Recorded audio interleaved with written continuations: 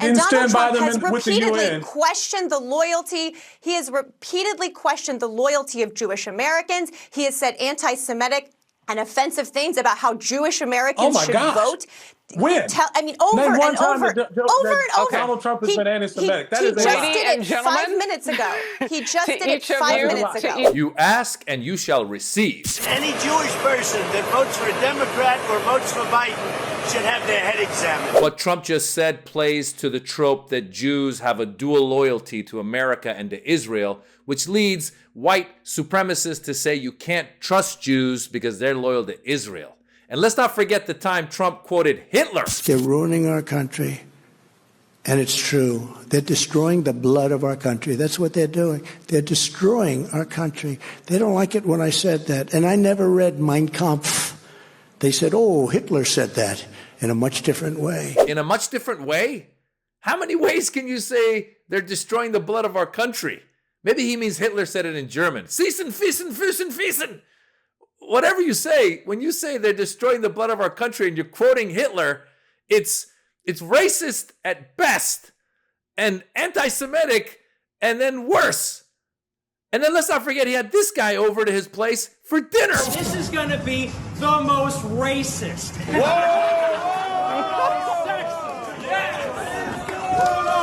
Anti-Semitic. The most Holocaust denying. In all of Dallas this weekend. That was Nick Fuentes, hero of the far right, who had dinner at Trump's place with Kanye West. Remember, Trump had him over? Right there, you saw him. He's saying, I'm going to give the most anti-Semitic, Holocaust-denying speech in the world. For people to be in denial that Trump has anti-Semitic bones is people putting their head in the sand. All you got to look at is when in Charlottesville, those white supremacists, the white nationalists were marching in Charlottesville, what were they chanting? Please, Google white nationalists, Charlottesville, what did they chant? And you'll see they were chanting, Jews will not replace us. So that's Trump's core. He just wants the Jewish vote because he knows that the election is going to be close. He wants to take as many votes as he can. But for him to come out and say that any Jew that votes for Democrats needs to have their head examined plays to this trope that Jews can't be trusted, and that's what his people believe. That's what your Nick Fuenteses believe. They are not supporters of Jews. As a matter of fact, when Trump was given the chance in that press conference back after Charlottesville, they said, you want to condemn these white supremacists for coming out and chanting these things? He said, no, there's fine people on both sides. Fine people on both sides. So it's a complicated issue in the fact that there's a lot of white evangelicals who are pro-Israel. So you go, oh, they must be pro-Jew. They're not pro-Jew.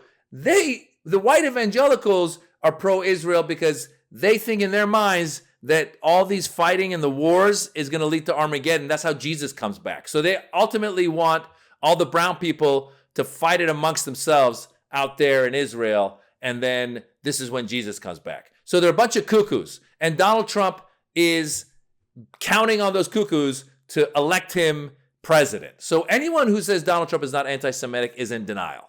He is anti-Semitic. Yes, his daughter married a Jew and converted to Judaism.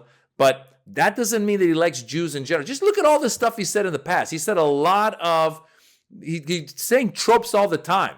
He was at a dinner and he was saying that you guys, Jews, you guys buy power. And all this stuff that plays into the white supremacist mentality of what Jews are doing. Even the whole, the replacement theory that Tucker Carlson was talking about a lot. They were saying that Jews are behind bringing immigrants to America so that the immigrants will vote Democrat and Republicans will never win again. It's just really sick and insidious in that they pretend to be pro-Jewish, but they're not.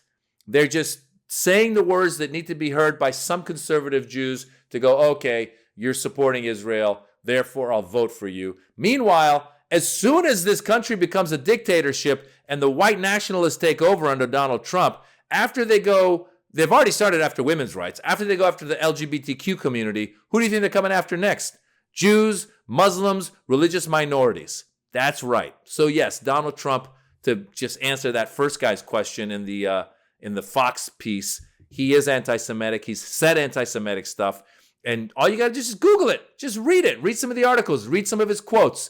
And you'll see that he's not a friend of the Jewish community. And Jews can vote however they want. They can vote Republican. They can vote Democrat. They can vote independently. But for him to come out and say what he said, again, plays on a trope that leads the white supremacists to go, I told you, George Soros is behind all of this, and they're controlling the media, and they're coming after us, and yada, yada, yada, yada, yada.